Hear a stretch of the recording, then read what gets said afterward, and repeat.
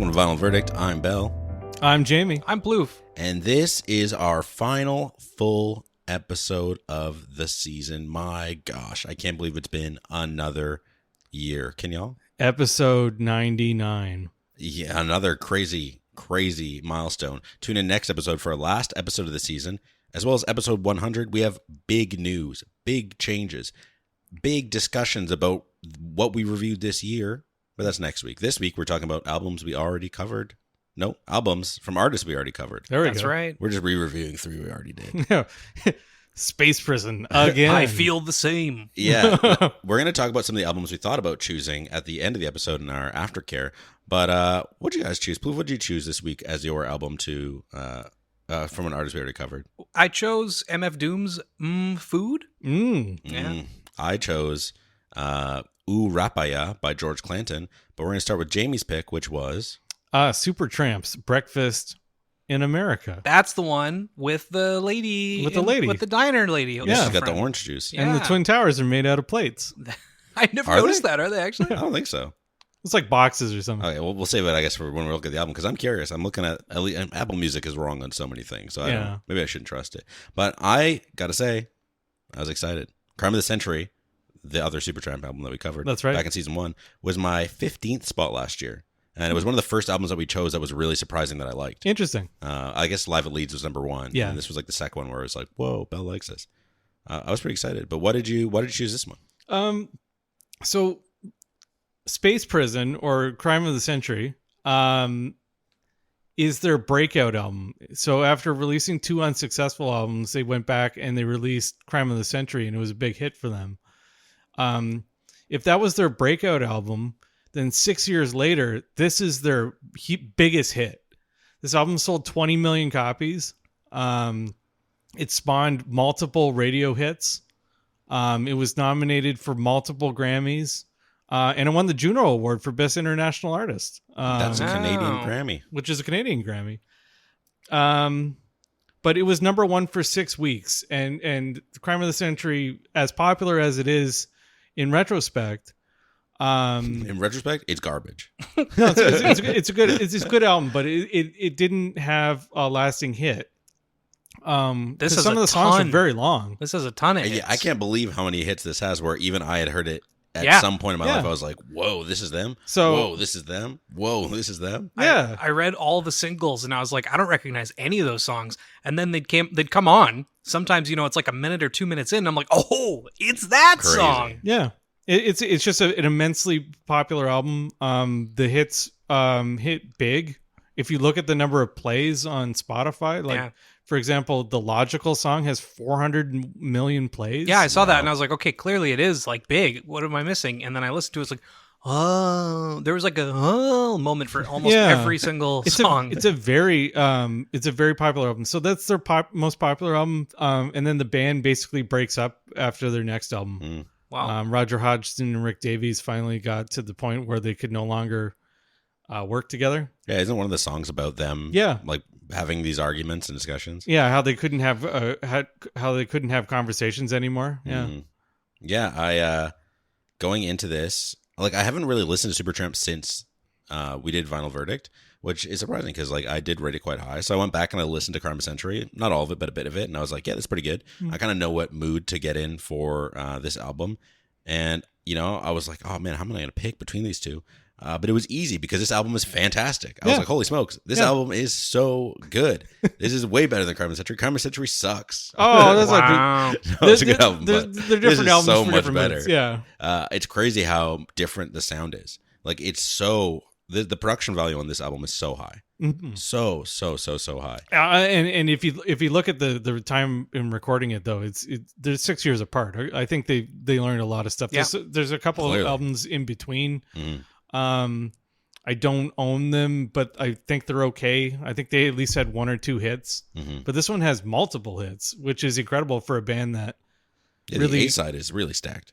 So Crime of the Century was popular in Canada, but it was not popular in the United States. This is their first real international hit, their breakout hit hit album from the UK. And yeah, it's interesting.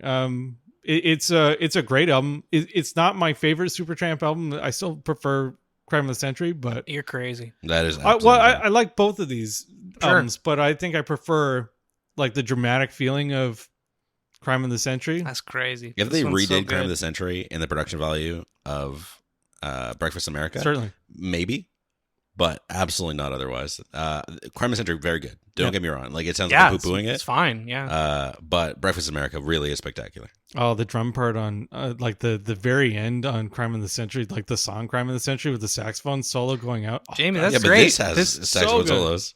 None of Crime of the Century is bad, Yeah. but like this is just great. Oh, The whole for thing sure. through. This is a very it's an album that's consistent. Yeah, what drives me nuts is my dad had this album in his collection, and it's got a very standout album cover. So I grew up like seeing this album cover constantly as I'd go to pick records while playing pool or whatever downstairs, and I wish I'd listened to it Yeah. because it's got so many big hit songs that I was like, oh my god, I've heard this a million times. Yeah, it's crazy. Yeah.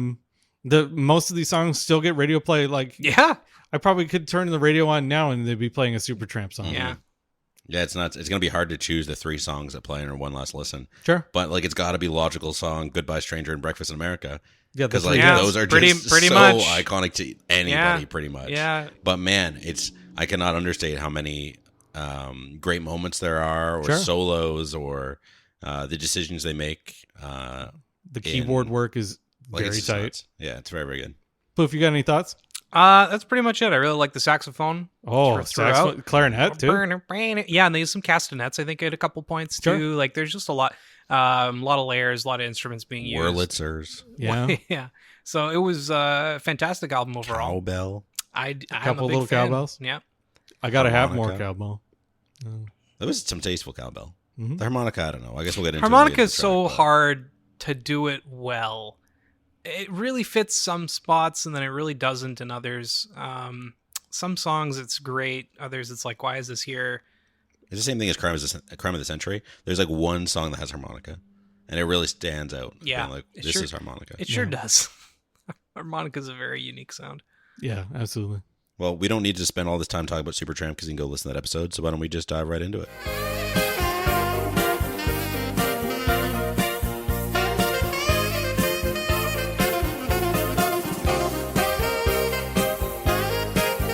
Goodbye, stranger. It's been nice. Hope you find your paradise. Glad to see you, one of you. Take a look at my girlfriend. She's the only one I got. Not much of a girlfriend, but never seem to get along. Gone Hollywood. What an album. What an intro verse. Yeah. Man, the high pitched backing vocals, so good. And it fades in Mm-hmm. to the song. It's kind of neat. Yeah, I really, Saxophone and piano. very, very good. Both of them together, like early-ish, very, very strong. And then the guitar comes in around 2:30. Yeah, then the the s- crashing at like 2:45. I was like, oh, Yeah. it feels like it's going so slow, and then it's just like, Yeah. oh, The song gets progressively louder as it goes on Yeah. too, which is really neat. It's a really good intro to the whole album. yeah. There's at that crash 2:45. It's like all these punchy drums. The sax, yeah, it really just comes in louder, Oh, yeah. screeching. The guitars are there just to add texture instead of taking charge, which is kind of a nice switch up for classic rock, or even after Buddy Guy, where it's like that guitar is used as like a second Central. vocalist. Yeah. Yeah. Now it's just like, no, we're just here to like add the filler. We're gonna let the piano and saxophone do its thing. And though the guitars do get a bit of a solo in the bridge, it just adds the right enough to the repeated line. If we only had time for you, like it Yeah. still lets those vocals take charge. It's interesting how the song is about being unsuccessful in Hollywood, because like these guys must have been At this point, successful. Like there's no way they're like poor in Hollywood. yeah. And like, we couldn't succeed. They had toured America, I know that, but I don't believe they were more popular in Canada. Put it that way. Sure. Like some of these songs, this album went to like number 1 in Canada so it went to number 1 in the States for 6 weeks, and it went to number 1 in Canada for the better part of like 2 months. Mm. So maybe more like 3. But yeah, Gone Hollywood, great. Yeah, it's Great over 5 minutes long. what It does an not intro. feel like it. Yeah. I was trying to find a parallel to where it fits in Crime of the Century, because their albums are kind of formulaic. You get like sort of a longer song, but it's very melodic, stuff like that, and like deep harmonies and stuff like that. This song is a really great intro to the album, and it ends with like a little guitar solo thing. Mm-hmm. Oh. Then we get the logical song, the one that we're really all here for. Oh, so good. I love the way that they sing song. So logical. Yeah. It's like, so much fun. Yeah, the piano intro is so iconic. Yes. That piano really is so iconic. Yeah. It's like, I know what song that is immediately. And as with Crime of the Century, the second song in the album is a piano-driven song. Although no, this song's great. I won't say that I like the other one better. I think I like them both. But This is the one where the saxophone kind of stands out the most. To oh me. yeah, It just busts in at like a He minute 50. crushes and it. it's insane. Yeah, he's fantastic.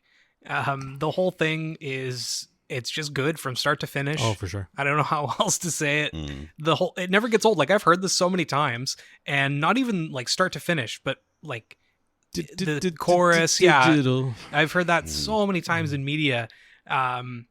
It never clicked that it was this one. Yeah, and man, was song. I ever pleasantly surprised. Yeah, the instrumental that starts just before the 3-minute mark is great. And Yeah. the weird instruments and sounds they use somehow work. Like, Yeah. how often are you glad they added cowbell and like Yeah, board game sounds? yeah, It's like, oh, that It works. fits so well. yeah. And though it ends in a fade, it's only unfortunate because they keep jamming. I want to hear it. Yeah, I wrote that too. Never gets old. Doesn't feel too long, despite having a long, mostly musical fade out outro. But then I wrote great sax parts again because they start jamming like right at the end What of was it. that? I And think it's maybe like, it was the oh, they're so Kinks was good. the other one where I was like, no, keep going. Keep going. Like Oh, you're like just Lola? Yeah, about man. to like unleash more and you're Yeah. fading out. Like, don't. Or like crash it out or something. I don't know. Mm. Fade outs are just boring. The song went to number 6 in the Hot 100, and it went to number 1 in Canada. Dang. I believe it. Canadians love Supertramp. Yeah. You know, it's funny. It only went to 7 in the UK.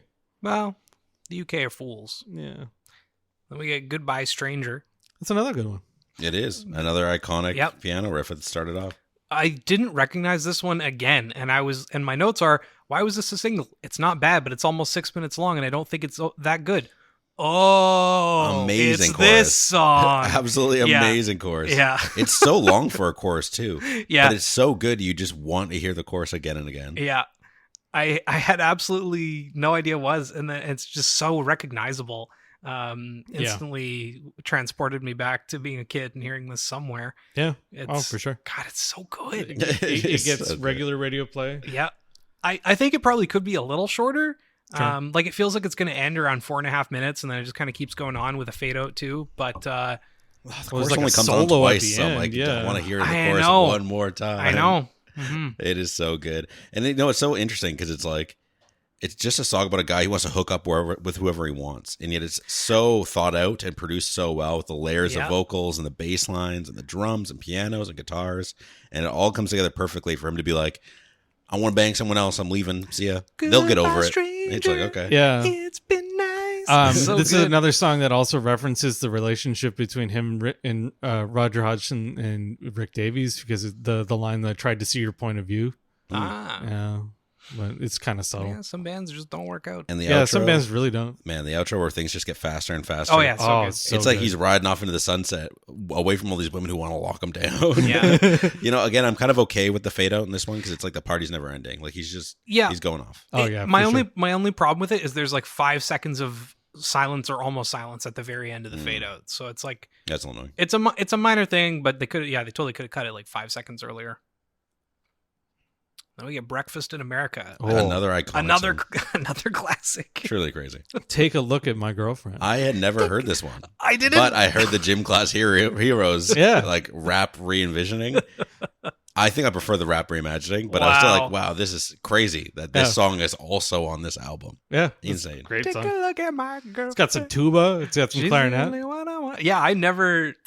Another one of those things where it just didn't clue in until. Take a jumble Man, around the water. Love to see America. it's so good. Mhm. I like the breakdown in the middle with the vocalizing and the brass solo.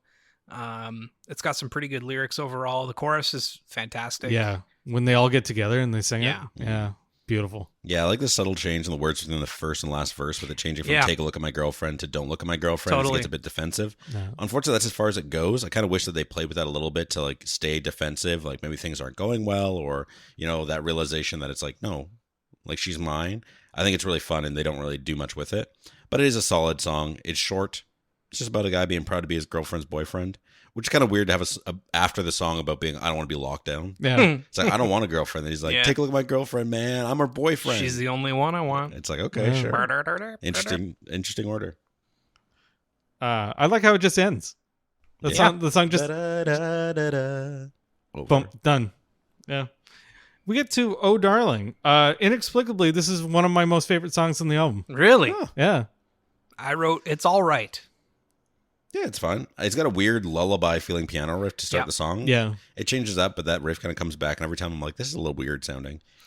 Yeah, I don't really like the duet around a minute and a half. And I thought it had another really long outro with a fade out. It's a very long Yeah. fade out, but I find it pretty tasteful. Sure. The outro is a minute and 15 seconds long, which is long, but it's catchy. It's just another love song, and I don't think it's a bad thing, because again, it's kind of a unique one where it's like reassuring her that he's going to be there for her, even if she's going to leave him, which I think is kind of cute. Yeah. It's lovey-dovey, even I like though it kind of feels like she's left him and he's still going to be there for her. It's like, are you broken up? Is this actually weird? I don't know. Who But it's knows? still kind of cute. It's got kind of a cool, like, simple guitar part. The piano part's very simple. Mm. I don't know. There's something pleasing about it. Yeah. And the verse following It's the okay. first chorus is good, where there's like a sexy sax alongside the falsetto singing. I was like, oh, that's good. They've got good falsettos in this. They really They do. all can sing very, they, very they high. really, yeah, they really can. And then it follows up with "Takes a Long Way Home" about how a guy hates his wife. Yeah. This Yeah. guy hates Well, his it's on wife. side B. So this Oh, is okay. so side A ends with "Oh Darling," and then it starts with "Take the Long Way Home." And he's like, I hate my wife. I don't want She to. treats me like furniture. And I gotta say, that doesn't sound right. That doesn't sound good. It doesn't sound good at all. It's a classic boomer humor. Even though it's like, he paints a picture about how much he loves being on stage and everyone loves him, then he has to take the long way home because he doesn't want to go home to his wife, Yeah. who hates him. It's so sad. No one should feel like that. No. Really good piano. I like the organ section quite a bit as well. The harmonica I thought was pretty good, but I don't know if like it was necessary at all. And then there's a whole other long outro with the harmonica. It's just a lonely instrument. Yeah. It is like a harmonica's. That's a really good way to put it. It is a lonely instrument that should be played by like a dude on a porch waiting for a tumbleweed to ride past him. Sure. You're painting a picture, buddy. Yeah. Yeah. Whoever the sax player is, again, deserves roses. Oh, yeah. They kill it again, the little instrumental around 250. This was the last song written for the album. Oh, interesting. Yeah. The song continues to get a lot of radio play here. It went to number 4 in Canada Yep. in 1980. Yep. I've heard it loads of times. Yeah, for sure. Yeah. It's very up tempo despite the lyrics being kind of sad and dark. Yeah, I have that as well. It's like the choruses feel so light and hopeful compared to the verses being so like kind of bummer, Yeah. which I like. I also like how the song ends with a harmonica because it is, like I said, it kind of feels like a lonely instrument. So ending with it is That's like, fine. Yeah. it's getting that realization where it's like, this is the life I'm living. Yeah. When you're feeling like part of the scenery, Part of the furniture. part of the furniture. Yeah. Lord, Is It Mine? I didn't like this one. I thought it was kind of boring, mostly just a piano song. I think when everything kind of comes in finally, it's way more interesting, but that's only like half the song. Yeah, it's like, around 220. I didn't really like it until around 3 minutes. Yeah. Yeah. And that's again where things start to change up quite a bit. Yeah. It's Got just a some nice slow harmonies after piano heavy song. And then it's just like boring, and it caught my attention, but it wasn't anything that I was like, oh, now I really like it. It's Yeah. just, Yeah. it's just fun. It's just fine. Yeah. I like the harmonies around 311. Mhm. Sure. 311. 311. Yo. Yo.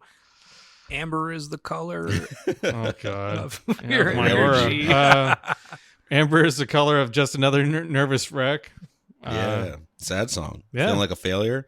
Then all of a sudden the chorus is like, kill him, shoot people, which is a wild Yeah. story. Like I was like, oh, this guy's so sad to him like, having a nervous breakdown and gonna kill people. I was like, okay. This one was really good. Like, I think aside from the singles, it's probably my favorite, but it's still no like Logical Song, Goodbye Stranger, or Breakfast in America. I really like the drums and the guitar solo. It's got a little Yeah, the guitar solo's 70s good. solo. Yeah, around like It 2 really minutes lightens in. the mood after being like, Yeah. I'm gonna kill everyone. Yeah. It's like, oh, cool. I think the song is about a guy who's going through a divorce and he's lamenting that his wife is far more popular and far more successful, Wow. and he's lost the opportunity for success. Maybe he should have done better. Yeah, do good.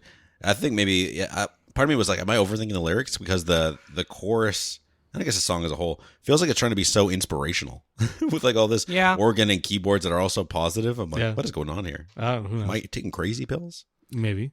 I didn't really like the singing too much. I thought it was kind of throaty, but not like in a good way. I don't know. After they had all these like really good falsettos and harmonies and stuff, it just, I don't know, it wasn't very good in my opinion.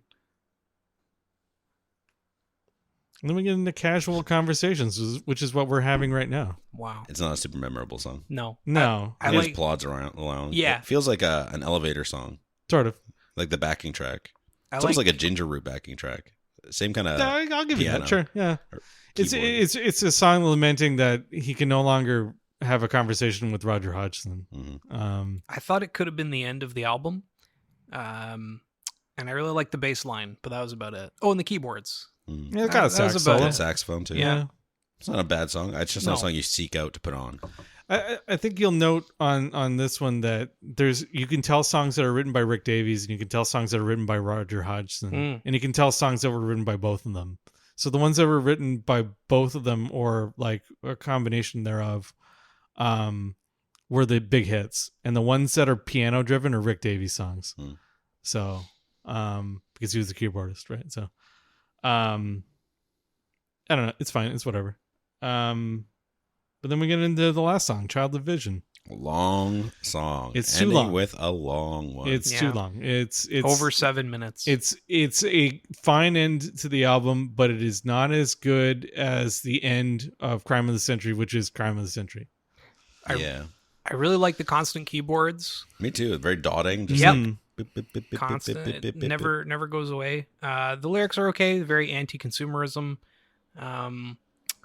It's got some great sax work once again, but yes, very, very long. Yeah. It's I like how the guitar and bass are just so quiet. It's just again used Yeah. to fill. It's got another excellent chorus. The harmonies are just off the charts, and they add strings to the first chorus, which Mhm. adds a lot of sound and feels really dynamic. But the vocals end halfway through the song. I was like, oh, like I was looking at the lyrics go by on Apple Music. I was like, there's still 3.5 minutes left. Yeah. Like the It's all song is over. instrumentals. Then you get an absolute unit of an instrumental to end the album. I'm like, it's so bold to end your album with a 3-minute long instrumental. It's beautiful. Yeah. Piano solo, really. Yeah. It's almost entirely a piano solo. Mhm. And then it transitions to the final minute, which is a sax solo. I was like, hell yes, this is great. The only problem is that the last minute is pretty much a fade out. Like Yeah. it gets quieter over that Yeah. final minute, which is exactly when the sax starts. And there was the same problem as whatever that previous song was, where I'm like, no, keep it going. Like if we're gonna have a sweet solo, I want to hear it. So this album's like 45 minutes, and that song ends into the run out. It's kind of interesting. So it dumps right out into the run out. It's an interesting way of doing it, and the run out is real small on this album because each side is like 23. Yeah, they 20 packed it. Yeah, they packed it real tight. Yeah. You know, this is a fantastic end of the album. I really enjoyed it because I just wanted to keep jamming. It felt like it was just a raw jam sesh between all of them, and they're just like, yeah, keep it going. I want the raw footage where they just kept going for another. I want the 7 Blair minutes. Witch. It's dope. But why don't we take a look at the album itself, Jamie? You got to explain. I want to see this boxy Twin Towers or whatever it is. I don't Okay, think it so- is. So it is the Manhattan skyline, and there they Yeah. are. And they're made out of boxes, like takeout boxes, I guess. She's holding a glass. She's a Statue of Liberty, and she's holding Yeah. I think a glass of orange juice. And then the whole city skyline is just made up of like breakfast implements, like pitchers and cups and stuff. Oh. Yeah. And what's her name on her shirt there? Her name is Libby. Libby. That's Liberty. clever. Yeah.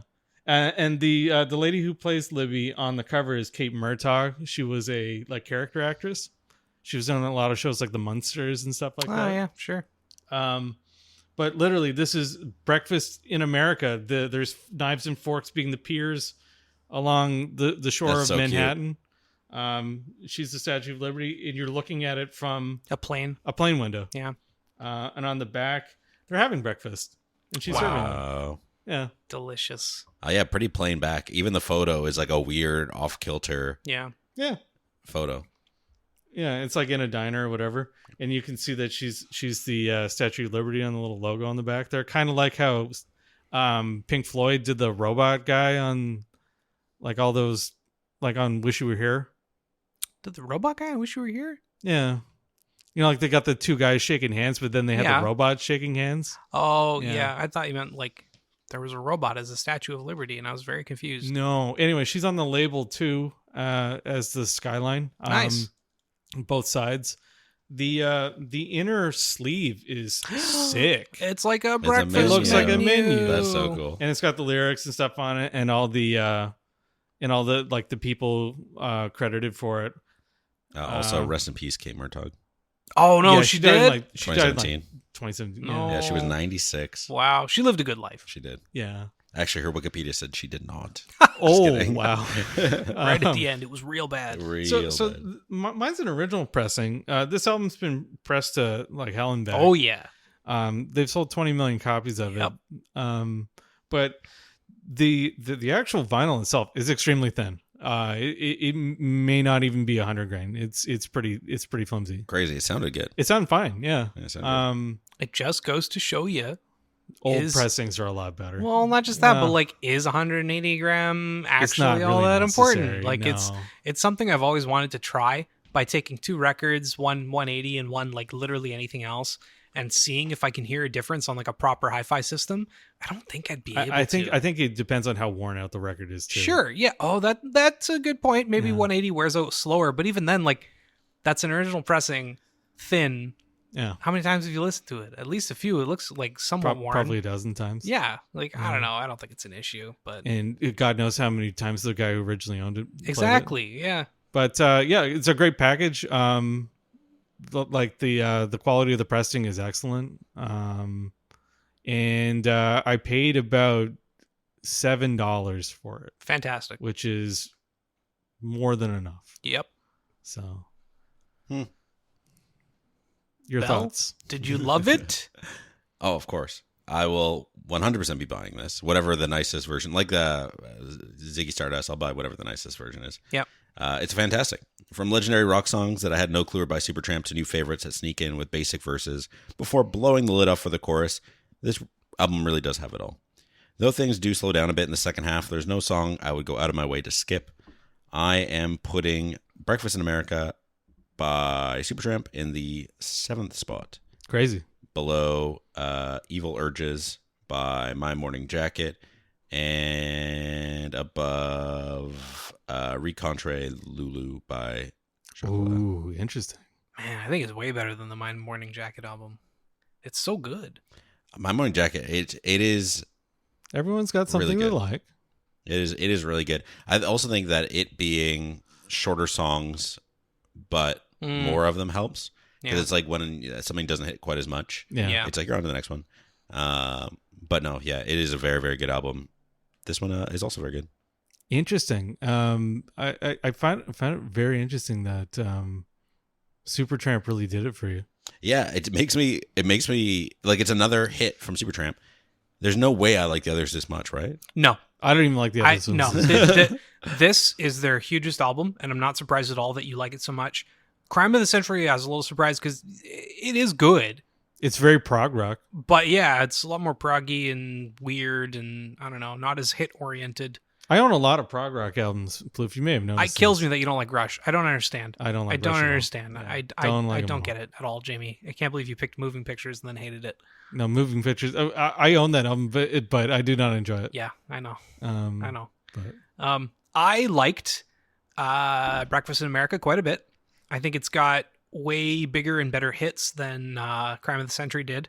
Timeless classics, absolute timeless classics. It's very front loaded, and I would buy this and probably almost never put on side B. I would listen to side A and then take it off, because I don't hate the other songs, but they're just kind of boring. Like, I don't really care about Lord Is It Mine, Just Another Nervous Wreck, or Casual Conversations. yeah, I really love Take the Long Way Home, but I can live without it. And so for that reason, it's only going to get an 8 out of 10 from me. I think it's good. I would like to buy a copy as well, but I would probably always skip side B. Ask your dad if he's got a couple. He has one. I don't know if he has two, though. Mm. If he has doubles, I can get the doubles, but that's the agreement. Triples is good. Triples is safe. Yeah. Yeah. Anyway, I like this album. I obviously because I bought it, but I think it as their most popular album, I had to own it. I also own Famous Last Words. Yeah, Famous Last Words, which is their next album, and it's okay. But that's Roger Hodgson leaves after that one. But as a complete package, as a volume of music, a nice work of music, I think it's probably like a 10 out of 13 for me, which is basically what Plouffe said. If I'm looking, I think it depends on the mood I'm in. I think Crime of the Century has more songs that are kind of more hard driving or more hard rock. Sure. This one is more listenable. Like you could put it on for friends and stuff like that. But yeah, great album. I'm glad I picked it. Yeah, it was a good choice. Too. And I'm glad I picked Ooh Rapaya by George Clanton, our next topic of discussion. Cool. Since we've already talked at length about George Clanton, I won't go too in depth on who he is because you should go listen to that episode on Slide. I loved that album. I can't remember where I put it. It was like 5th or something. It was pretty high up. Something like that. But to give you a brief rundown, George Clanton is a 34-year-old vaporwave synth-pop shoegaze musician from Virginia, and Ooh Rapaya is his 16th album, but only the 4th released under his name and not one of his many aliases. Like Esprit. Esprit, we talked about it last time. You know Esprit. Yeah, I own an Esprit album somewhere. That's actually crazy. I forgot that. Yeah, You should have chosen it. That would have been interesting. I like that. You didn't, though. No. Slide was our 5th episode, which is wild to think about. Since then, I've seen George Clanton live here in Vancouver since back in last September. And he seemed absolutely wasted, but the show was amazing. I was with a friend of the podcast, Adam Sondergaard. Who was also wasted. Maybe. He was holding it together, though, if he was. But yeah, the show was amazing. The vibe was immaculate.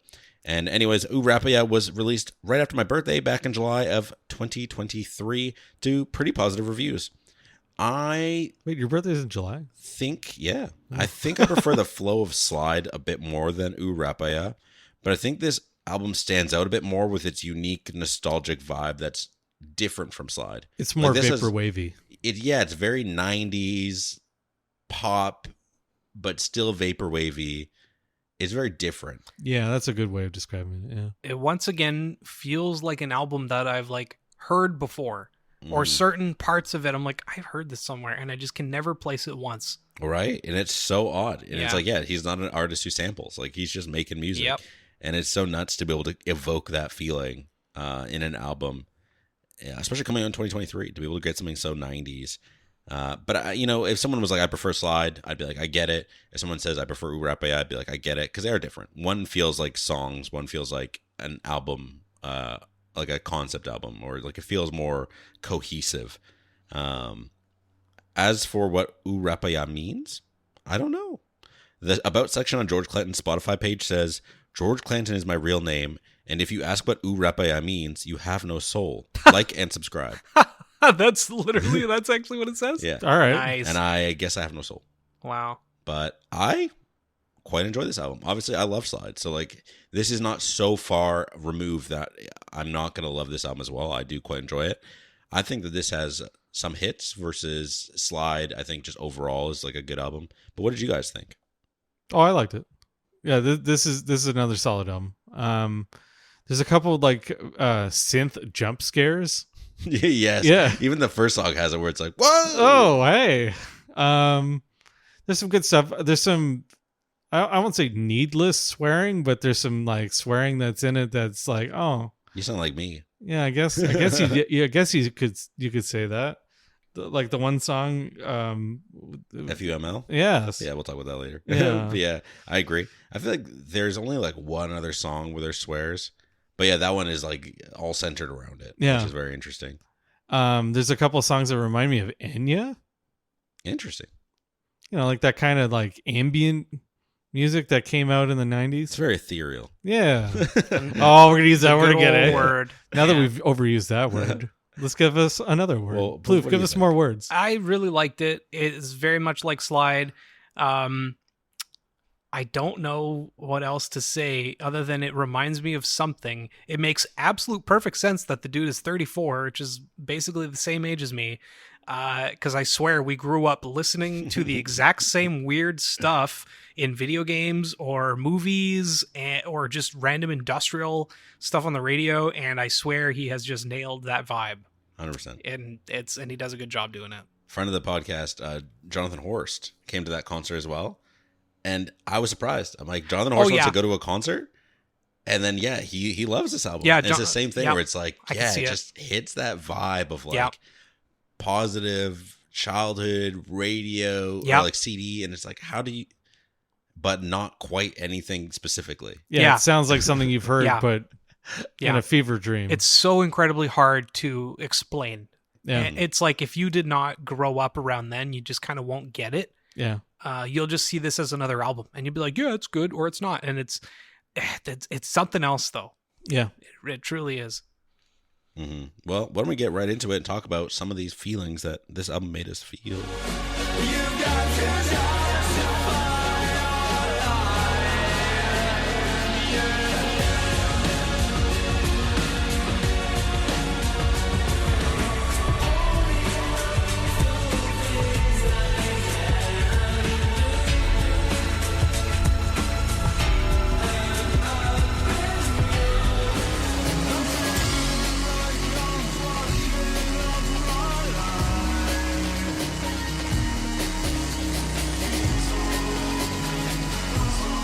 Everything I want. This one starts with a jump scare. Yeah, it just starts with a jump It scare, starts yeah. with me every time. It's just like some quiet drum. So I turn up the music thinking that Yeah. something's going to happen, and then boom. Yeah, I know, I did that to me. Wave of sound. I loved it. It is so good. I loved it. I don't yeah. mind because it's such a good first sound. Yeah. It's like the Beatles, that one chord they Ah, put. yeah, It's the- just Oh, like, yeah, and Yeah. day in life. Yeah, It comes booming in, and I love it every time. I love getting scared by this intro song. So good.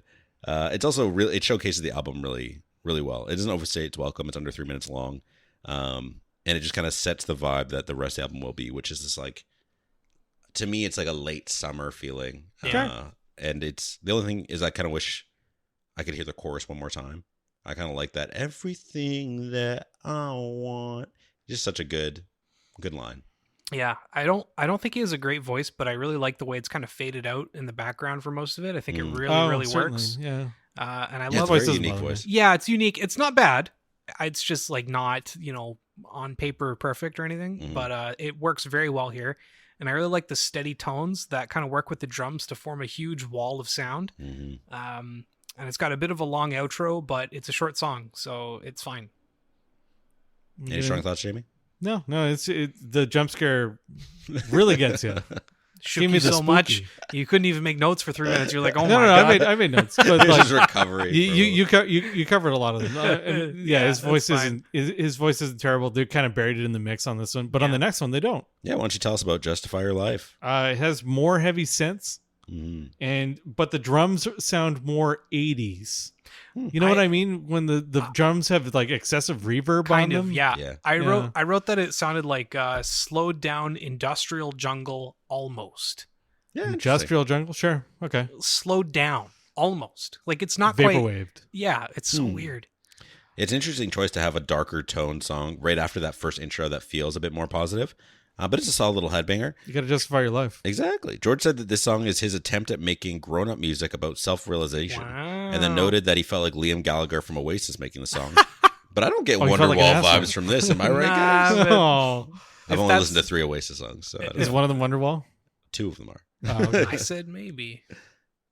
But yeah, no, it feels like it was written around the time of Slide. Like it feels like it has some similar synths and kind of has that head down, bob around kind of vibe that Slide really has. Bob around. I like how in the vocals of, or I like how in the verses the vocals are sung like he's just talking quietly. Yep. And it's pretty standout compared to the instruments. Then in the chorus, the instruments really swallow him whole, so he's almost yelling to be heard, which I enjoy. The chorus also sounds a bit like Everything I Want, which helps the two flow together pretty well.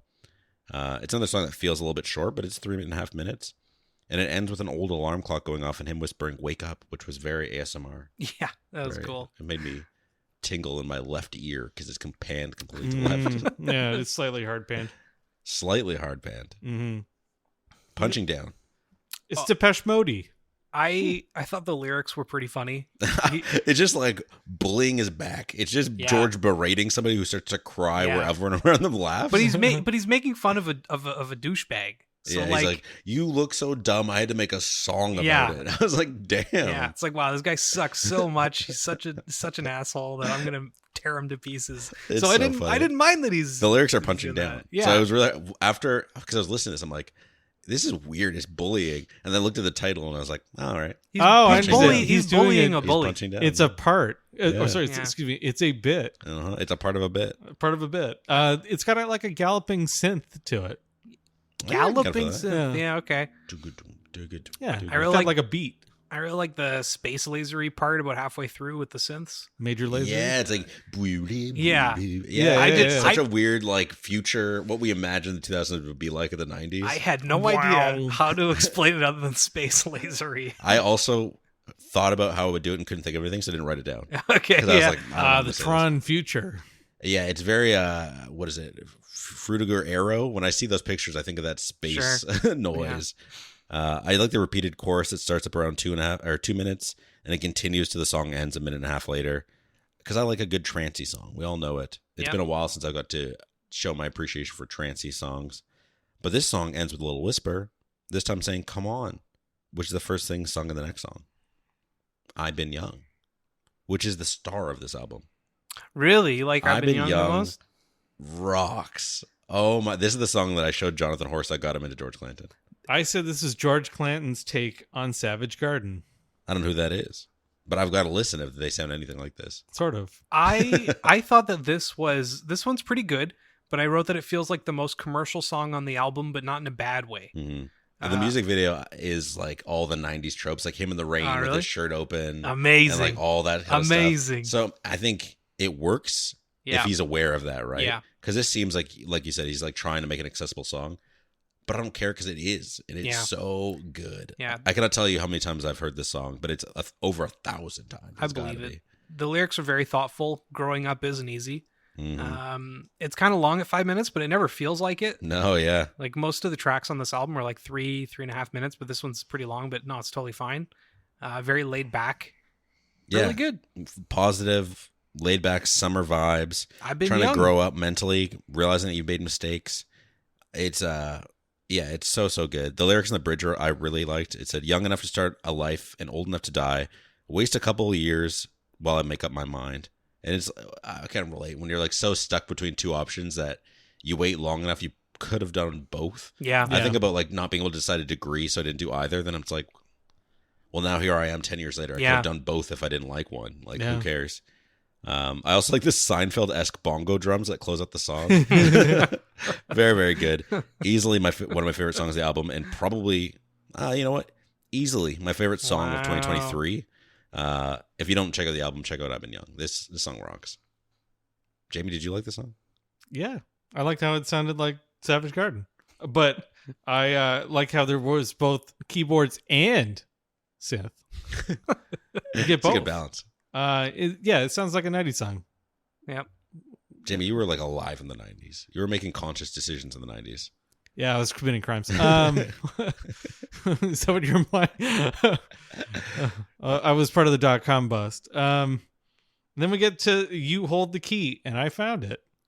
5 minute long, instrumental-ish, because it has one short verse. But I actually love the stereo play with like the reverb notes going left and right. Mm-hmm. flute? The flute or whatever sounds pretty cool is literally my next note. Spooky desert intro. Yeah, it's almost a tribal Oh, start yeah. before the drums really kick in around a minute 30. This is the last song of side A, by the way. Oh, okay. So it's kind of like a nice break before getting into the second half. Spooky desert. It is very desert. Like a foreign person in a movie, an old movie. It's Yeah. like, oh. I wasn't crazy about the solid note that just kind of sticks around for almost a minute. It's just kind of off-putting. But otherwise, it's really good. It's got a very long fade out. It does. Very long. it takes its time. And sometimes, you Mm, got to let a song take its time. I don't know if it was this song, yeah, I but don't know about this one. it's fine. The next song is a little different between vinyl and digital. Oh, So on digital platforms, it's Vapor King / Subreal, one song. Vinyl listed as 2 songs, interesting. but it's it's Yeah, one that song. makes perfect sense because I even wrote then about halfway through it settles down before turning into subreal. It has like a beat switch. yeah, Yeah. okay. Yeah. Well, the first part is just vocalizations Yeah, and stuff. yeah, it's a pretty cool intro. It's long, but it feels great when It's the got drums that and deep vocals kick bass. in. Yeah, Yeah, it's pretty minimal. Like you hold a key and I found it. It's just him vocalizing and saying it doesn't matter what you think of me and you're never going to be the Vapor King, yeah. And then it gets Yeah. Maybe that's something he's been different. told, which is such a funny insult. You'll like, never "You'll be the never Vapor King." Oh, No. No. I want to be the king of Vaporwave. Yeah, Yeah, the first half is fine. yeah, it's okay. But then you get that big vibe change for subreal. I much prefer the second Yeah, half. much more Yes. positive and upbeat, less airy, more sitar-y. The sitar is so tasteful. It really Yeah. gives it a unique feel, which is interesting coming off of You Held the Key and I Found It, which also has a kind of a different feel. This one feels even more different, and I really like it. It also has some deep bass. It Deep. rattled Yeah. my brain. I was listening with XM5s, which are just decent headphones, and I was like, I was like, oh my god. I Yeah, gotta it's the take kind them that would off. rattle your trunk in a parking lot Oh, Hell yeah. so good. of your Civic. Yeah, Yeah. it'll rattle it real good. Rattle Yeah. up your Cavalier. Yeah. Yeah. I don't think that this either half is going to be a song that I'm like craving to listen to, but it's not anything I would go to my skip. I think it's kind of nice to start a side that's more relaxed, Sure. especially when the next song is FUML or Freaking Up My Life, Oh, but not freaking. sanitized. I like Yeah, it. Freaking Up My Life. It's got Nintendo sounding synth. Yeah. And then it begins with that, and then it goes into some drum and bass kind of stuff. really So comes in crunchy. swinging. Yeah. so crunchy. I actually really like the crunchiness. yeah, Yeah. me too. The crunchy guitar and the crunchy vocals. Before things clear up a little bit, but it Yeah. still keeps those crunchy vocals. This song is also featuring his wife, Negi Jemi. Oh, it's his wife. Cool. Yeah, we'll definitely be covering them next season because Negi Jemi or Negative Gemini is fantastic. But pretty minimal feature. Just some backing Yeah. vocalizing. Yeah. This is probably my favorite song on the album, I think. Oh, it's good. It's I like it. it's really good. I really like the groove that it kind of settles into. I wish that this was in like a snowboarding game in the 90s. Oh. This reminds Sure. me of like Cool Borders or This, something. the drums remind me of Firestarter. Yeah, the little Yeah. breakbeat kind of drums. Yeah. I like them. I like them a lot. Yeah, I love the lyrics, especially how it feeds into the song title. I like the busy tone at the end or whatever it is that goes into Yeah, the next the busy tone's song. so good. Like I don't know, this track is easily I think my favorite in the whole thing. I could listen to this on loop, like make an extended like 10-minute version and then loop it for 3 hours. Hell yeah. And I could probably just listen to it. Yeah, it is so good. I think it continues a trend of quiet vocals in the verse and loud booming vocals in the chorus. And I don't care. It hits Yeah. every time for me. it hits every single time. Crazy. The chorus is pretty simple with it just being I'm feeling like I'm freaking out my life and it feels all right. Yeah. And I'm okay with that. Yeah. It's such a good vibe. It's great. It's a good party vibe. It's, again, a very fun summery tone. Yeah, that's pretty much it. I wish Negi Jim was on the song more. I like the fuzzing out to end the song Yeah. along with the phone being left off the hook. Jamie, what do you think? No, I liked it. I thought it was a pretty good song. It definitely has more of like a. It is upbeat, but the lyrics are kind of downbeat. I like that. Mhm. Yeah. Yeah. Then we get the title track. Ooh, rap Ooh, aya. Rap Aya. Cool little It's- vocal to start off the song. It has Enya sounds. Even I don't get that one. If you I listen feel to like I've heard an Enya song. yeah. I've never listened to Enya in my life. I know who that is. She has like a lot of vocalizations and stuff like but that. I've, and I've never sat down and appreciated. We'll say. yeah. I thought that this one was okay, kind of boring compared to the rest of the album. I really like the backing vocals on repeat. Mm-hmm. The lyrics are kind of sparse and repetitive, but I like them. Yeah. But Just like an Enya song. but compared to everything else, it's like, Yeah, it's like It's fine. Yeah. somewhat similar to past songs. Like I guess it's kind of similar to Justify Your Life, yeah, but it's very ethereal. Sounds are kind of fading in and out, and the vocals are being hidden behind the whirling synths. The lyrics are about how he thinks there's more to life, but why do we care?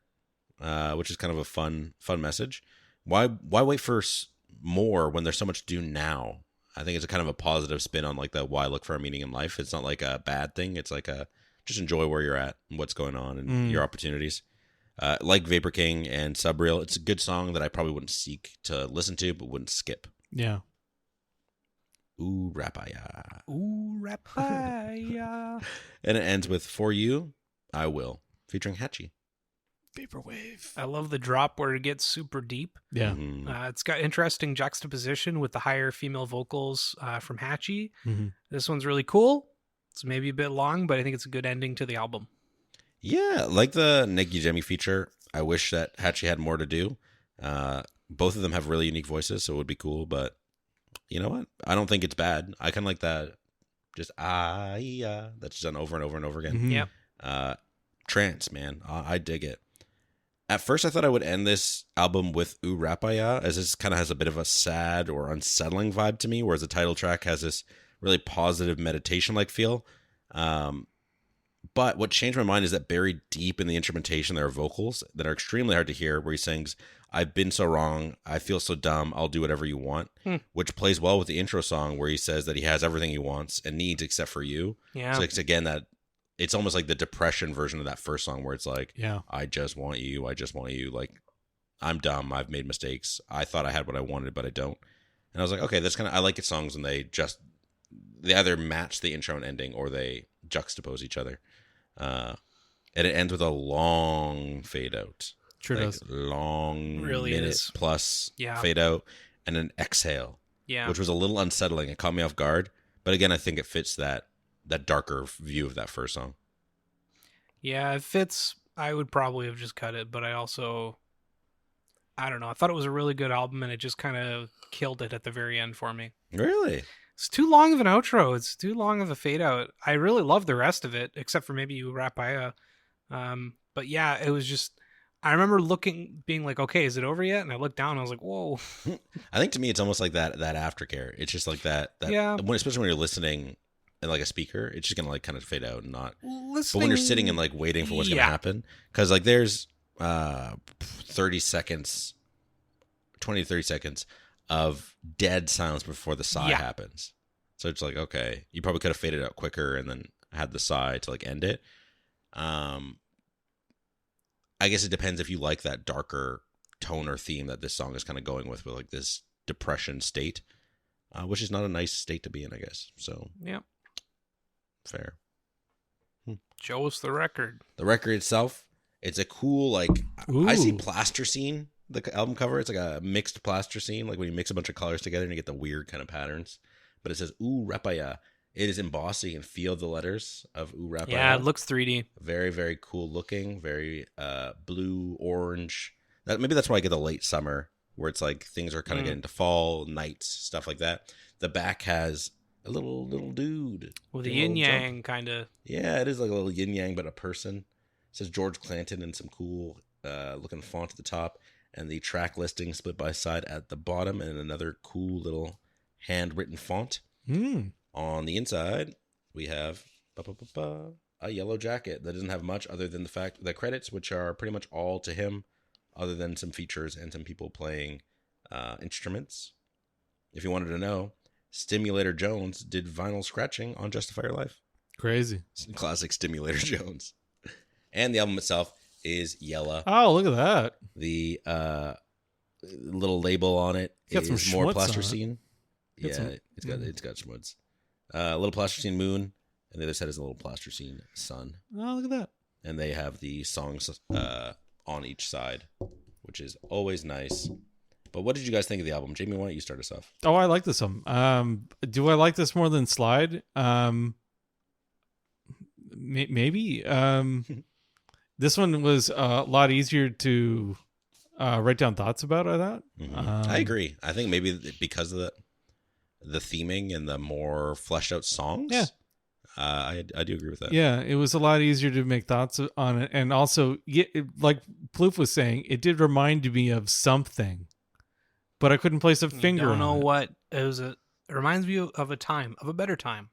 Well, it reminds me of a simpler time, I'm telling you that much. Yeah. I didn't have bills to pay when I was playing Cool Borders. You got bills to pay, you got mouths to feed. Ain't nothing in the world that's free. But anyway, this is like another 10 out of 13 for me. Dang, This is a rare episode, guys. I also, spoiler alert, agree. Yeah. Make a rare episode for how Anyway, good these albums Mr. are. Plouffe, what do you think? Oh, I loved it. This is 9 out of 10. It would almost be a 10 out of 10, but there's some weird, long outros or like the title track I didn't like very much. I liked him last time, and I think I like this album even more. It feels more put together and just more solid. Feels like the end of a 90s or early 2000s movie. If I owned a copy, I'd probably play it quite a bit. It's good. How much did you pay, Bill? I paid $25. Where'd you buy it US plus shipping. His website? Yeah. Okay, They are a I'll record probably, company. I will probably buy this. As a gift to you, you can have this one because What? I want to buy an even more limited version. Whoa, of this there's a album. limited version. I love limited versions. No, thank you. I want the limited one. How much is it? It's not well, okay, it's not limited, but what it is that the record itself has the same plasticine look as the cover, What? which I want so bad. That's like so that. cool. I want it so bad. It's just like mixed kind of tie-dye orange. That's That fantastic. makes the cover. I'm a sucker for colored vinyl. All right, fine. I'll find someone else to give this yeah. album to. Give it to Adam or Horst. Give it to Horst. Yeah, if you listen Give to it to regularly. Jonathan. But yeah, I paid $25 US in shipping for this. It wasn't very much, and I only slightly regret it. I got it at release, which is always nice. But a friend of the podcast, Adam Sondergaard, who was at the concert with me, got a copy, and it was signed by George himself. Wow. I was like, he pre-signed a bunch of the ones at the show, and That's nice. he got one. I am very jealous. And then they released the multicolored orange tie-dye record, which matches the color scheme, which I would also love to have. So if you're listening to this episode and you end up getting this as a gift, Jamie Pilkey, Hey, it's because I'm buying that new one because I want it so bad. cool. It does sound great. He owns a record company, so it better sound good. Yeah, you would hope so. Yeah, they should have high standards. But the whole George Clanton thing is I'm going to get this new tie-dye one, and then like a year from now, they're going to release an even more fancy version. So annoying. But, I mean, I get it. Man, I love George Clanton. Slide ended season 1 in the 3rd spot. Oh, I have it written down. And thank God I don't have to choose between the two of these albums because they're both really spectacular in different ways. I'm putting Ooh Rapaya by George Clanton in the 8th spot, below Breakfast in America by Supertramp, and The above previous album. Recontre Lolo by Chocolat. Though there are a couple songs that didn't hit perfectly for me, I think this is an easily recommendation and a great follow-up to one of the best vaporwave albums of all time. And the fact that this is in the 8th spot shows how good this top 10 is this year. Yeah. My God. It was so hard. I was like, listening to it, I'm like, oh, it's got to be like top 3. It's like, well, no, I can't. Like, these ones are so good. Top 5. Oh, I can't. Top 10 for sure. Yeah. I guess it's going Barely. here. Yeah, it's so hard. It's such a good year for music. And we still have one more album to go. Yeah. Our last album review. And the 9th spot. Yeah. Well, I don't know Plouffe's about that. pick. We'll see. I chose Food by MF Doom, which is an anagram. It's about food, specifically things you'd find on a picnic or at a picnic table. Yeah, apparently. And Like one beer.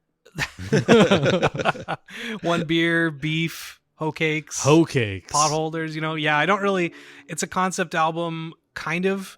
I don't really understand all of the picnic references exactly. I didn't think it was picnic because he's sitting at a table and is. Yeah, I on the know, album cover. but it's I don't Seen know. some I read cereals. on Wikipedia or somewhere Mm. that specifically it's about picnic food. But It yeah, is I don't extremely really- clever with the food references. It's like Oh yeah, some of these are phenomenal songs. Yeah. Yeah. And yeah, there's a lot. It's not even like there's a food reference once or twice, or the songs are all named it.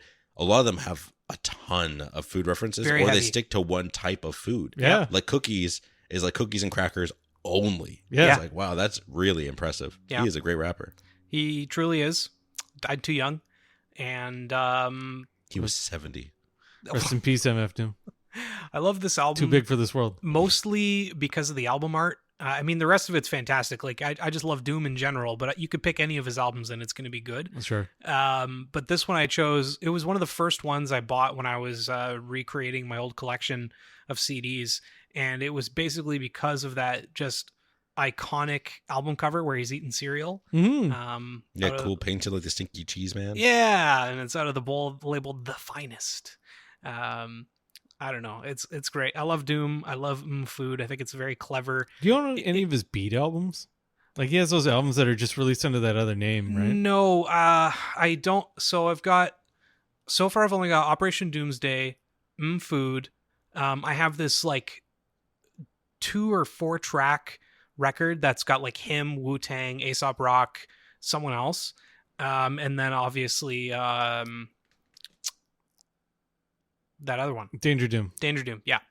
Yeah, I would buy one of the B tapes. Metal Fingers presents Special Herbs Volume 5 and 6. They're really Yeah. good. That's one that has the Rap Snitches Knishes that I want. Yes, I want that record. I love Rap Snitches. We'll get into the tracks and everything, but yeah, Metal Fingers. It's really good. Pretty much all of his stuff is great, and I'd recommend buying any of his records. Very talented man. Yeah, very talented. And let's just listen to it one more time. Whoa, I got What? thoughts. You want more? Okay. I'm some happy to thoughts. be listening to more MF Doom. Danger Doom was a neat look at MF Doom, but the album itself is dated, and the quality was low. 100%. Quality was bad, and a lot of the lyrics are very dated. Yes. I didn't end up listening to MF Doom after that. So even though I knew I liked his flow, I was like, when we picked this topic as being our final episode, Plouffe and I like bickered back and forth on which one of us was going to pick Doom, because I was like, I have Mad Villainy. I got it as a gift. I should pick it. And he's like, well, I've got Food and Operation Doomsday. I should pick one of those. And he went out and picked Food.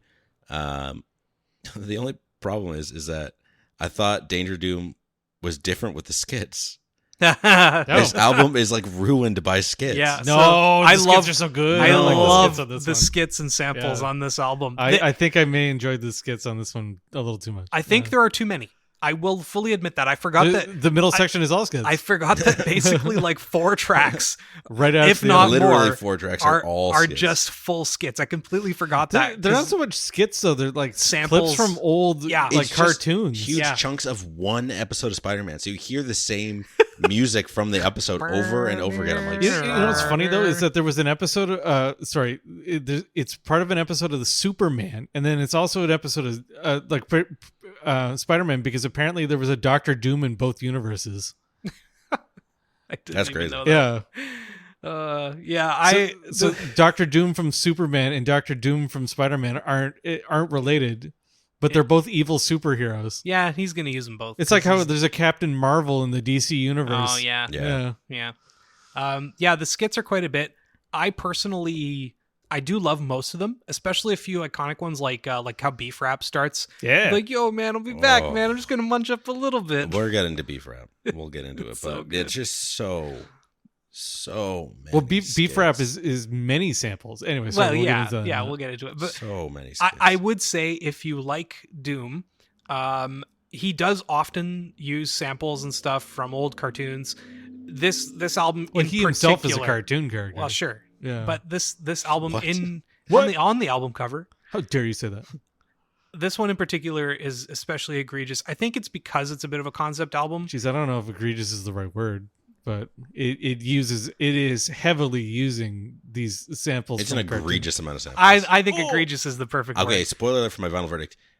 15 to 20 minutes of this album are skits. 100%. Yeah, This album's That's 48 minutes long. far too half, many. It's half of the album, basically. Yeah. Like, what? No, I fully agree. As much as I love most of them, I forgot, and halfway through the notes, I was like, oh yeah, oh right, no, that's the next song's a skit All right, too. Bell's going to hate this. All right, I forgot about that. Yeah, I fully expected you to just basically hate this album because it's entirely skits. But the rapping that is on here Oh, it's fantastic. is Yeah, it's absolutely great. phenomenal. So It's really hard. yeah, we'll But it's listen, like, man, this is great. Oh, wow, this is awful. we'll listen to it one more time. Matter what I needed to do, she be like, on his own throne, the boss like King Cooper. On the microphone, he flossed the ring. Average MCs is like a TV blooper.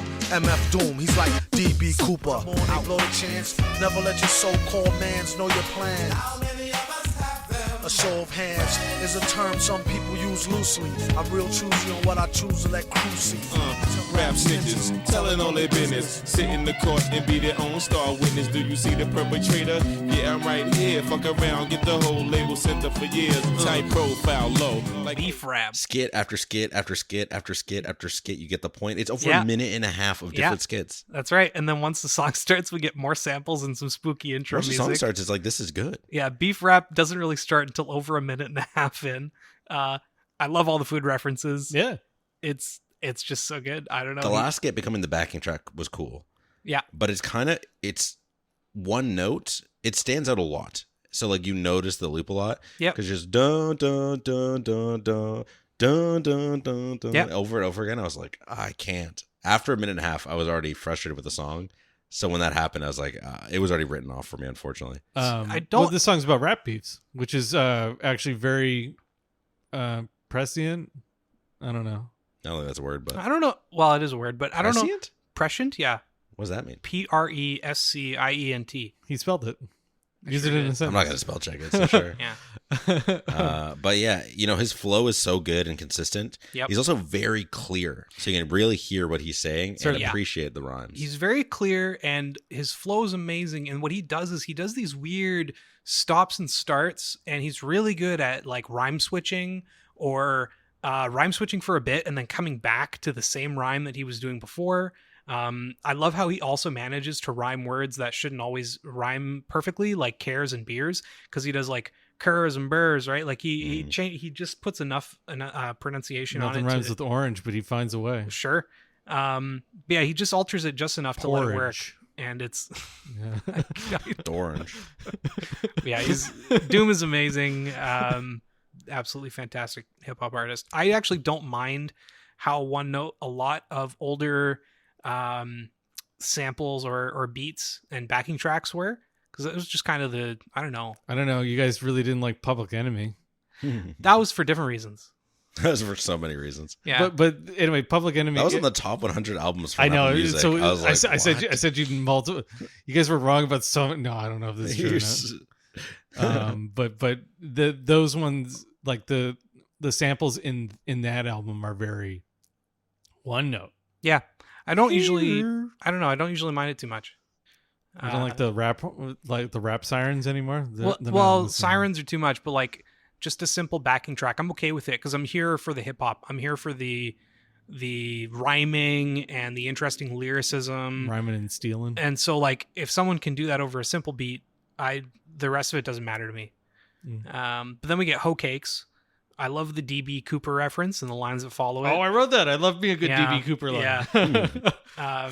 I think Beef Rap is good, but Hoe Cakes flows a lot better overall. I wrote that the beat sounds like Bell's farts. Okay. I love the backing track of this one. Yeah, The beatboxing sample beatboxing. is short, but doesn't Yeah. feel too annoying. Yeah. Especially with the piano line that feels like it's something from a Tyler the Creator song. Yeah. I can't get enough of the backing track. I love the super sample that they use. I wonder if Tyler the Creator was inspired by.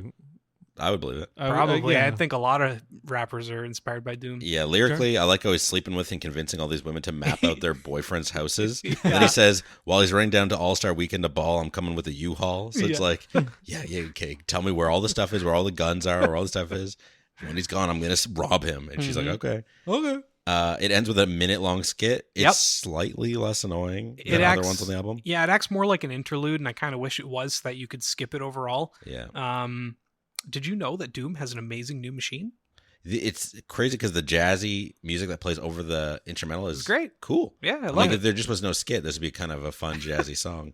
But even with the outro, this is a banger song. One thing I didn't notice until actually actively listening to it this time with headphones is that the super sample, Super. a lot of the time it actually comes in on beat, but they only play that part of it. You Yeah. can just barely make it out. I never noticed that before. Yeah. The super part is really interesting. 'Cause Yeah. he keeps, use it at the end of like many lines. Yeah, he does a really good job with it. Super. And then we get Potholders featuring Count Bass D. Yeah. Yeah. So good. Another good backing track. Yep, one of and the Count best. Bass D is so good. He's Yeah, got a he's great, a great voice. rapper. Yeah. Absolutely. And his verses were so solid. Absolutely. I love the OJ reference with the gold rings Oh, that yeah. make them Gold don't rings fit with their like gloves don't OJ. fit. Yeah. The intro beat on the song samples the song Still DRE from the Chronic 2001. You mean Sit Still Dre? Yeah. Okay. It's the DRE. DRE. No. That's how it's spelled out on the album. Oh, is it? Yeah. It's capitalized too. Live, it's Devo. Yeah, this one didn't have any standout lyrics for me, but I really enjoyed this song and listened to it a few times. Yeah. And I definitely will have to check out more by Count. Yeah. You're red all over like Elmo. That's a great line. Yeah, you're black, white, and red all over. I was like, what's a black, white, though? I'm I black, don't white, because black, white, and red all over is the newspaper joke. Yeah. And like red like Elmo. I was like, okay. Doom doesn't rap about cars too much, so I really actually loved his line about the F-150. I could have had a V8 F-150 Yeah, quad one cab, straight. but I'll be straight. Like it's just his flow is just like perfect. It just He's a master of his art. And this one doesn't even have a skit. No, Count Bass D though. it's a long outro. Can't be What so a good. what a He crushes it. Yeah, Yeah. Absolutely crushes really it. does. So, same with Dr. Fantastic on the Yeah. later half of the album. Then we get One Beer.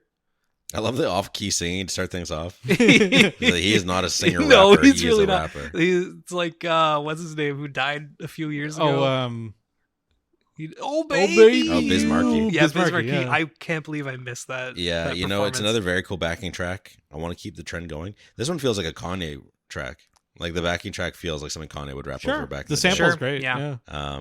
I love the autograph he gives a girl always hooking up with. He just roasts her and ends it with "Love Villain." I was like, okay. And the line, "Run the cash and he won't get a wet sweatshirt. The mic is the shotty. Nobody move, nobody get hurt." Insanely hard. Yeah. I was like, that is such a hard line. Yeah. He didn't seem like a guy who enacts violence. So like when those lines come up, I'm like, this is good. Yeah. Mm. Even the start with "There's only one beer left," rapper screaming all in our ears like we're deaf. He goes for it. Every track he comes on, he comes on and then he doesn't stop until the end, and it's so impressive. Mm-hmm. Unfortunately, it ends with a minute and a half of skits. 3 bangers back to back.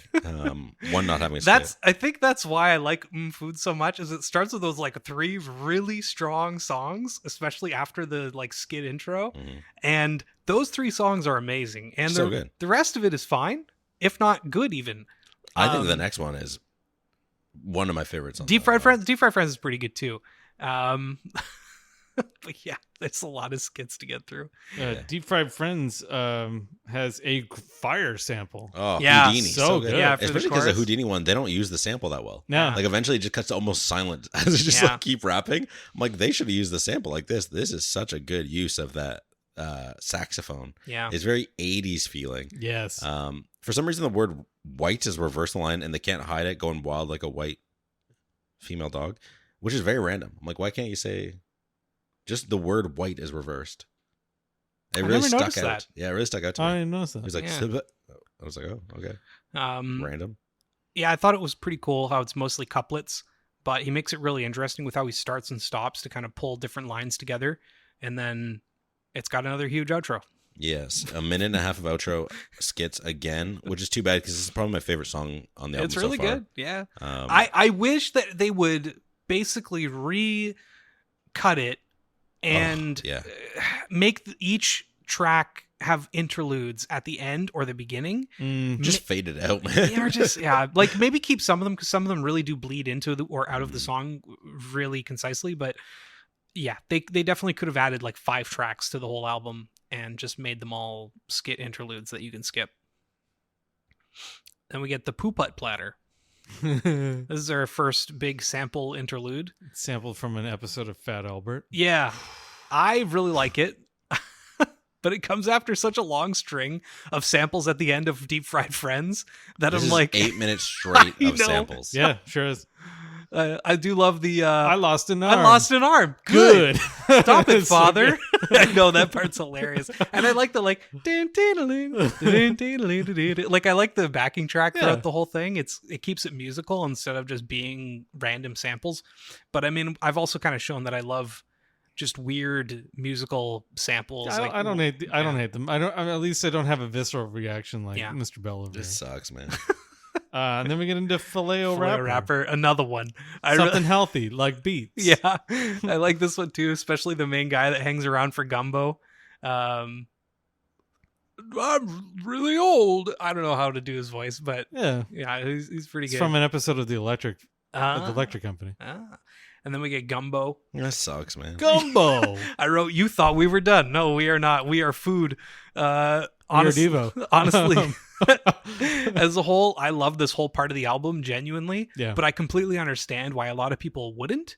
So I get it. If you want to listen to Food, maybe just cut the middle of the album out, and you'll enjoy it a lot more. And then we get into the last part of the skit. Fig Leaf Bicarbonate. It's from Sesame Street. Yeah.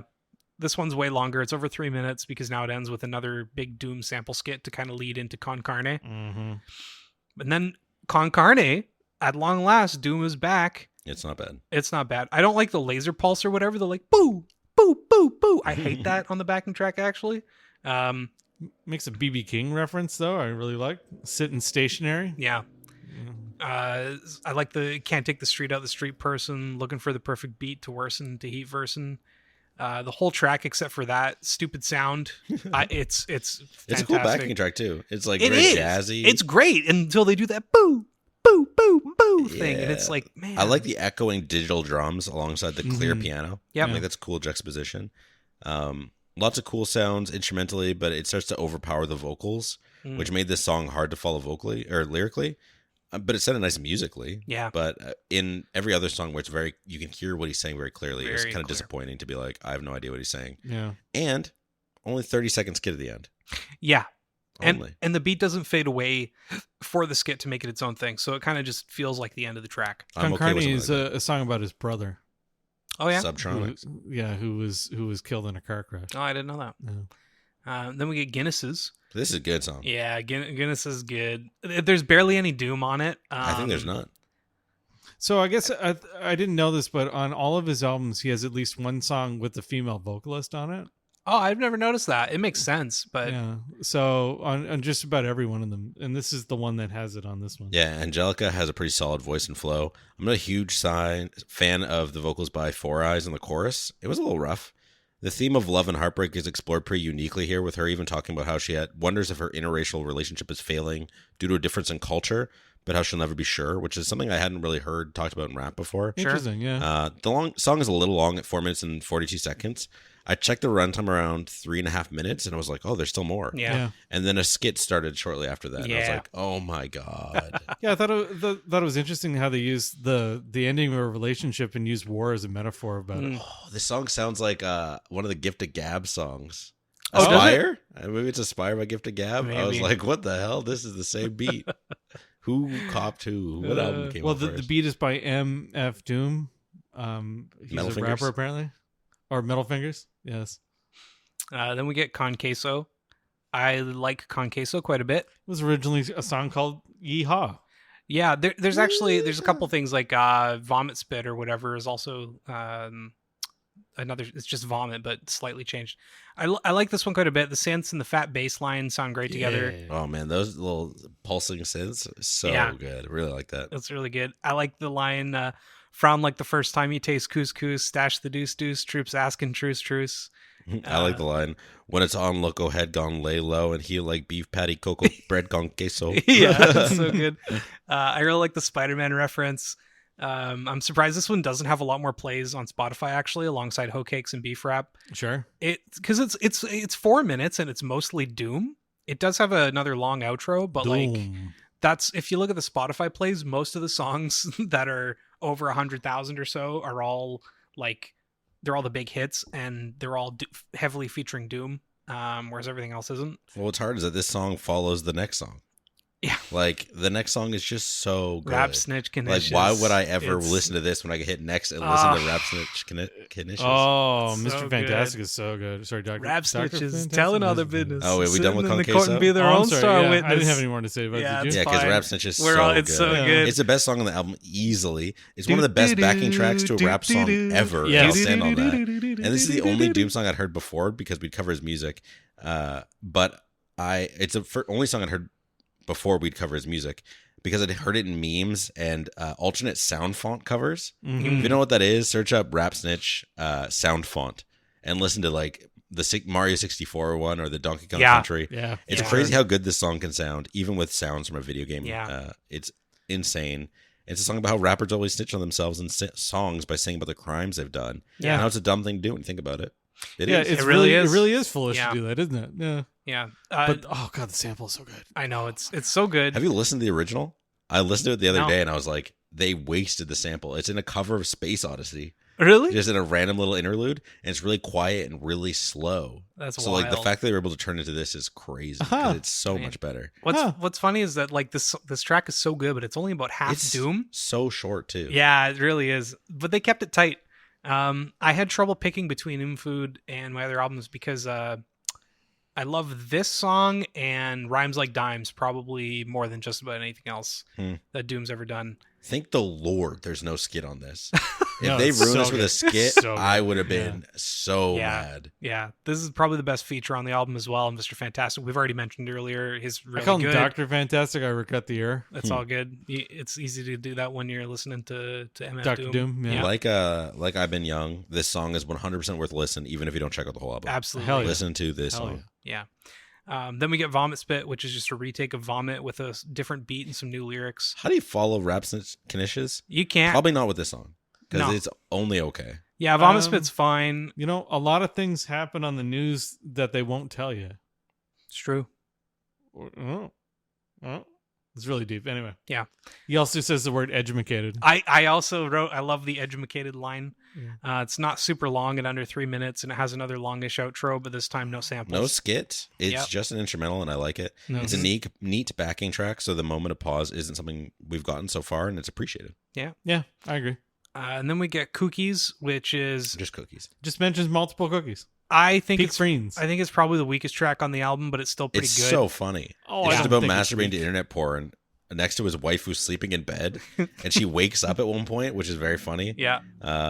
I like all the references to cookies because it's like internet cookies. It's very funny. I like the prison reference. As soon as he fell off his beat down, all here is 13th cell, put the sheet down, damn CO. What the hell does she know besides the fact she want to get dug out on the D-Lo?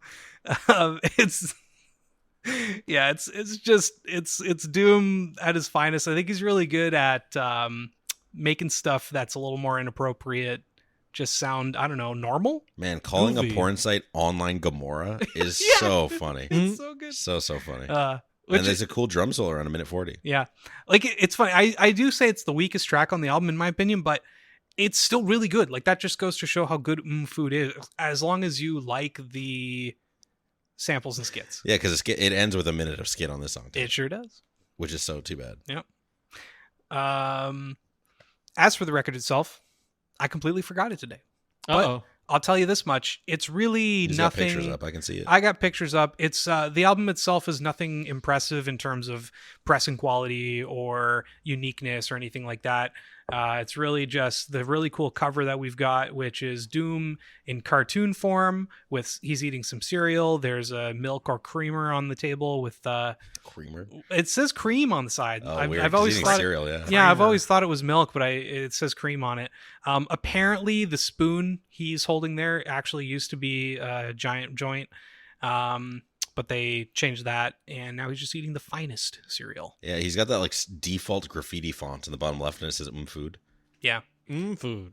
food. Yeah, I've always liked how it looks like there's a question mark, so it's like food.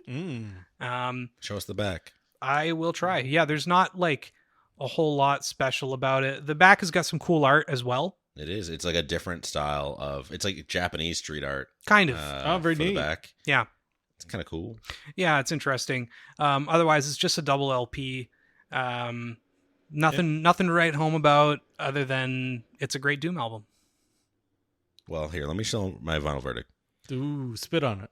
What a tough album to place. So many songs in this album really are fantastic, but end with a skit, which to some might not be a big deal, but to me really is so annoying. If I'm putting on an album, I don't want 15 to 20 minutes of it being skits. And I'm not being dramatic when I say 15 to 20 minutes. It really is that much.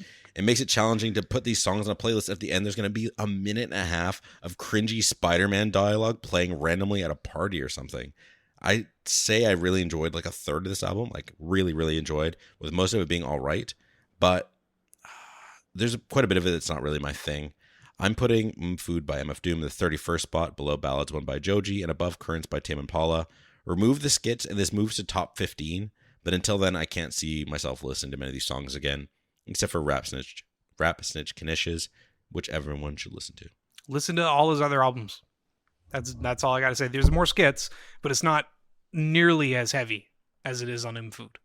Perverse, I would say. Wow. Wow. Well, Jamie. Jeez. No, the skits don't bother me. I thought they were kind of funny. But some of them are a little excessive. Nice. Overall, yeah, say less. Overall, the quality of the rapping, the beats and the features on this album are Really good. incredible. Anyway, I gave it a 9 out of 13. Wow.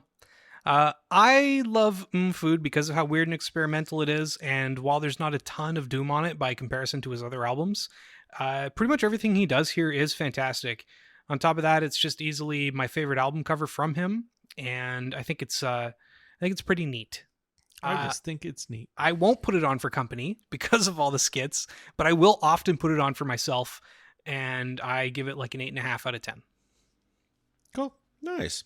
Well, what were some other albums that you guys considered picking for this episode? Is there any that jumped to mind? You're like, I was really close to picking this, or I briefly considered it before realizing I wanted to do. I was going to the one pick I chose? the Who's Next, which is the one Like a that good has. pun. What's that? Be like a good pun. Yeah, that's really funny. Yeah, they also have another one called "Who Are You," which is That's a really good They one. do, yeah. Who's Next has "Won't Get Fooled Again" on it, which is like a major feature of rock radio, or if you play Rock Band, I believe it's on Rock Band 1's like the disc. I thought about trying another Rolling Stones record with you guys, but I didn't think it was Can't worth. believe Exile Main Street was in the top 100 too. God, it's such a good I have another Crosby, Stills and Nash record that I thought maybe would be a good one. And then I was like, should I try the Beatles again? Oh, risky. Everyone likes the Beatles. But I wasn't sure.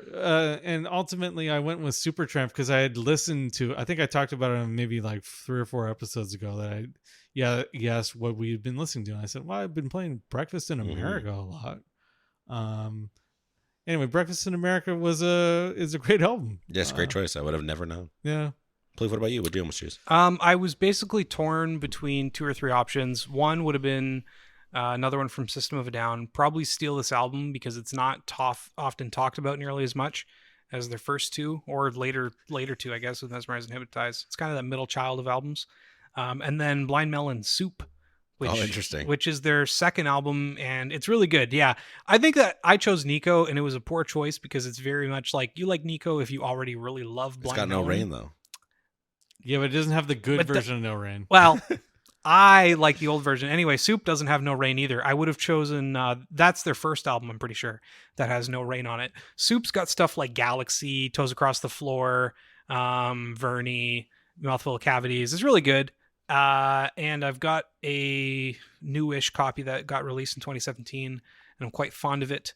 But I went with Doom because, yeah. Yeah, and even then he almost chose Operation Doomsday. Even then, I almost chose Operation Doomsday because it's another just fantastic album. Mm-hmm. Yeah. Yeah, for myself, I almost picked a few different albums. I was the last one to pick. I kept everyone waiting. I almost picked Z by My Morning Jacket. Really close to picking it over Evil Urges when I picked that album because it is another really great album. Mm-hmm. But I was like, oh, we did Evil Urges not that long ago. It's probably also going to be like in that range of top 5. I'll save it or, just pick something different. Certainly. Then I almost picked Plastic Beach by Gorillaz because the Now was our first episode. So I was like, that'll be a fun callback. Yeah, the Now sucked. It's a much better album. It's also long, so I don't want to pick like an hour plus long album when we're already doing 2 other albums. Yeah. So it's just kind of like a long commitment for everyone to listen to.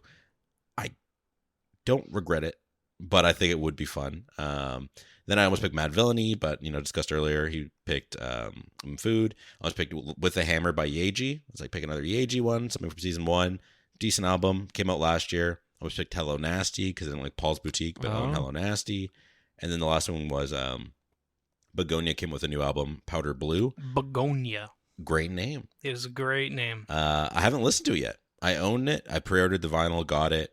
I loved Fear, so I was like, oh, this would be really cool to choose it. Depressing of Didn't Fear pick it. sounds awful. Exactly. So I was like, maybe this will be Redemption and just another great album. It'll be a double whammy. I think we figured it out that it was just mastered really poorly. We didn't. I don't know if we figured it out. We have no confirmation. Yeah. At Begonia, if you're listening, what happened? What happened? Is Powder Blue better? I don't know yet, but I hear the album is very good. But I'm happy with my choice. She was nominated for a Juno this year. She was. Yeah. Congrats to her. And congrats to you for making it through this episode. Tune in next week for our last episode of the season. I cannot stress enough how much you want to tune in. Big changes coming to both our rankings as well as to Vinyl Verdict as a whole. No spoilers. So make sure to check in. We'll have secrets throughout. Maybe we'll have a sponsor. We won't. No. Spoiler We'll have alert. a giveaway. Go We to also Artie's HelloFresh. Hello, thank Bear. you so much for listening. See you next week. Bye.